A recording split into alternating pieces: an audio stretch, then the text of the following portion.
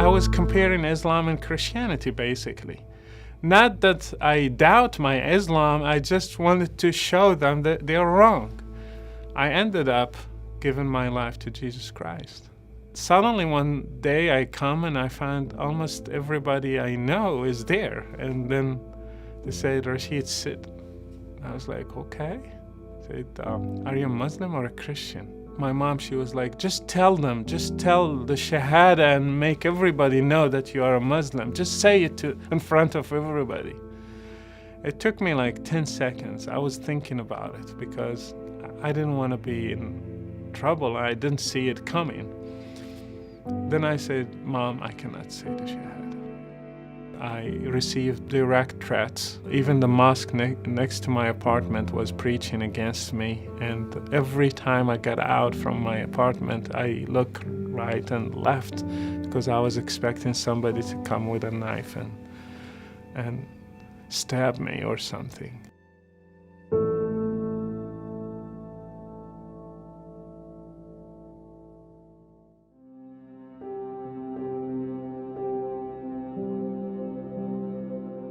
My name is Rachid, and I was born and raised in Morocco to a devout Muslim family. My dad was actually the imam of the local mosque. He was very devout to his religion. It was 24 hours in his life, so that's all what he did for a living, and that's all what he believed. My dad wanted somebody to take over or follow his steps. So he took me to the mosque when I was 4 years old, and he started teaching me the basics of Islam. His joy was that I have a son who's going to learn all what I know, and he's going to lead also in teaching people about Islam and the Quran. So I started memorizing the Quran at a very young age, because usually you have to finish when you are 10 or around that age. You have to finish memorizing the whole thing. That was my life, and I was happy with it. I see people around my dad kissing his hands and inviting him to big celebrations. He's in the front always. I'm just holding his hand. I'm proud of him. And I like the status of being a son of an imam. It gave me a lot of pride. All what I knew, Islam was the religion and the path to God. I thank God for my mom. She fought with my dad for our education because my dad wanted us to be just in a mosque. And she said, no, they have to go to normal school as well. And actually my dad, he did beat my mom for that several times because he said the Quran is the best and they don't need secular education. Secular education will ruin their lives. When I was 12 years old, I had to move outside of my village, and I had to go to Casablanca to continue my secular studies. It was a good thing for me because I learned something new other than religion. And another thing, I will be away from my dad and his authority. It will be like a little bit of freedom for me. The solution was that I will stay with my uncle in Casablanca. Casablanca is a big city. So I'm moving from a village of hundreds of people to millions of people. It was like a different world. And when I moved there, my uncle promised my dad that he will continue the same thing with me. He will make sure that I will do my religious duties. I will go to the mosque. I will follow everything he did at home. And he also will take care of me with my studies. And when I moved to Casablanca, there are tools of entertainment and stuff like that, and one of them was radio. I was tuning, then I hear something in Arabic, I stop because it's Arabic. And then I heard something about Jesus the first time I hear, other than what I learned from the Quran, and that he was crucified, and crucified for our sins.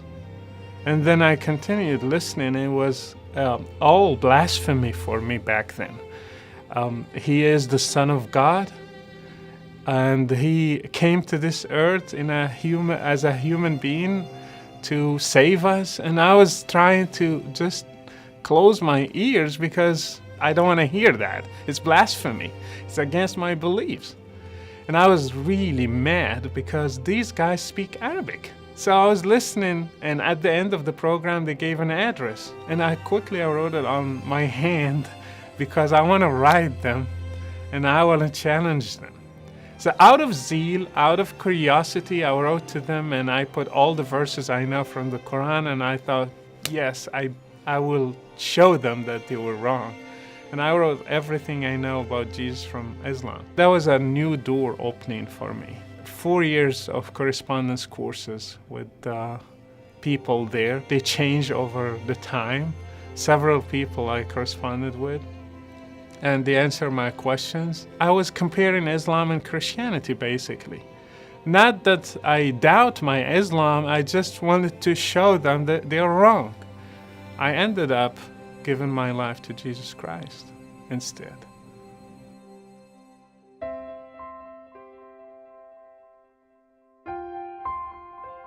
So I wrote to my friends, virtual friends, and I told them that I think I'm a Christian.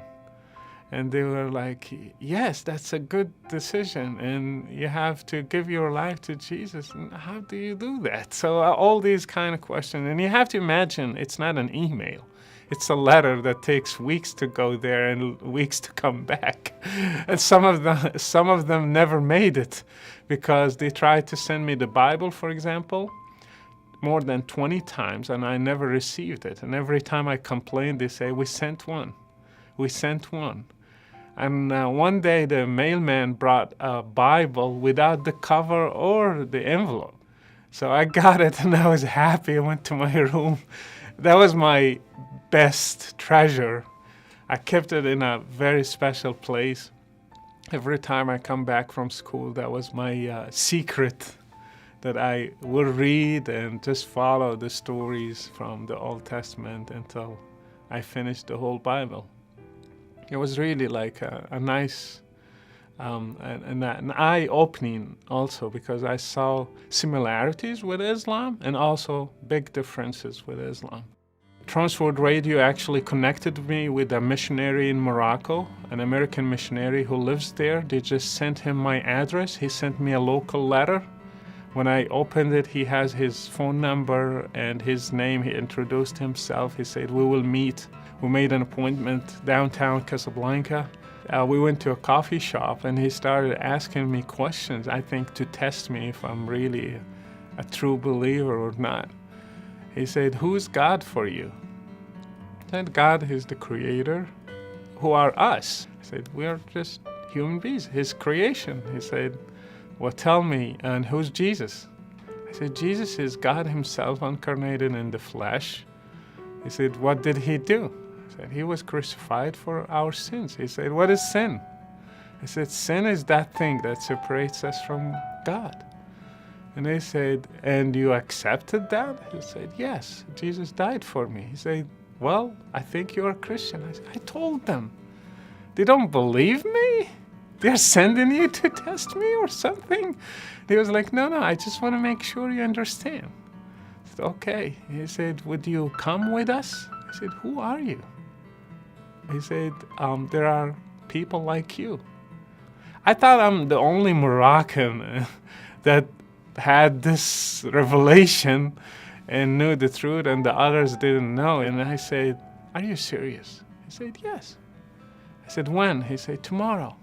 When I went, I was really scared because I don't know what's going to happen. And I saw these Moroccan guys in a room holding their Bibles, singing in Moroccan language. I couldn't believe my eyes. It was really something like a dream. And then they have Moroccan tea, they have the Moroccan cookies, and they are just like me. And all of them, the same story.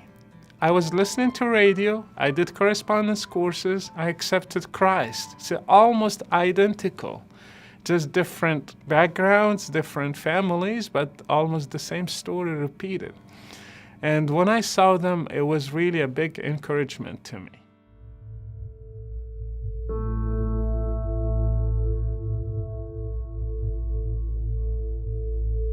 And my cousin, my family, my uncle, everybody at home started noticing that things changed big time in my life. And they were like, Rachid, what's going on?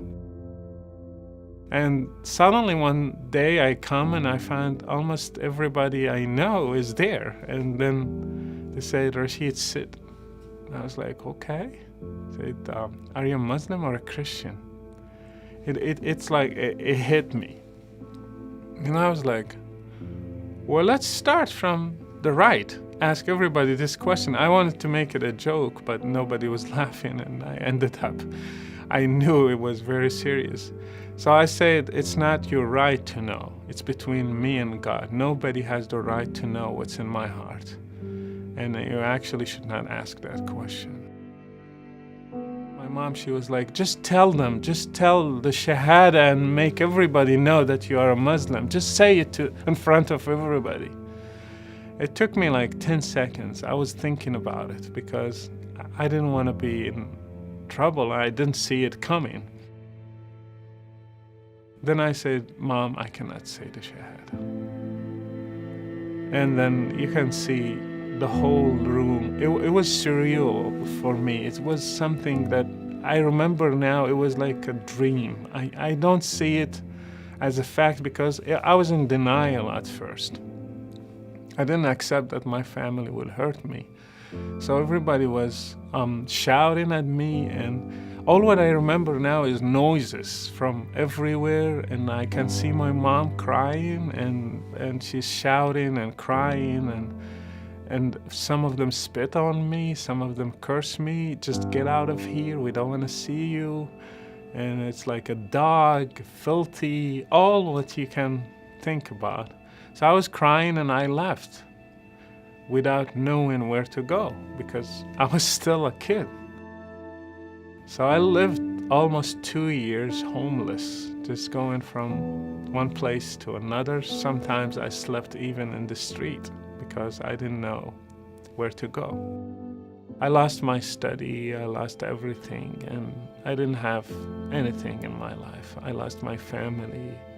So a friend of mine, he said, just come to rest and to learn about God and the Bible. And we have a center in Cyprus. You can stay here if you want. And so I went to Cyprus just to take time for myself. And it was a really refreshing because I met with other Muslim background believers from Egypt, from Jordan, from Lebanon, from different countries. And it was very encouraging because I saw how God working among other people like me.